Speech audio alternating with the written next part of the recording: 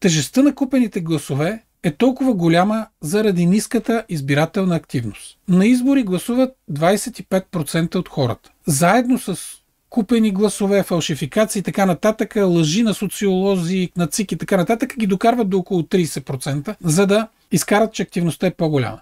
Но ако направим активността действително голяма, тогава влиянието на купения вод ще бъде точно 2 пъти по-малко. И Делян Пеевски, който в момента е на 4-5% с купените корпоративен контролиран вод и фалшификации, ще падне на 2-3%.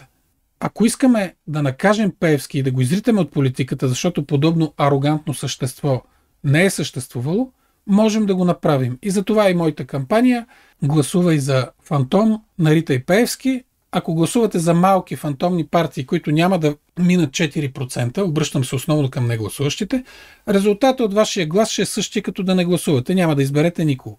Но ще вдигнете активността, върху която се изчислява 4% бариера и на Пеевски ще му бъде много по-трудно да я достигне. Така че изберете си една партия фантом, гласувайте за нея и дигнете така избирателната активност.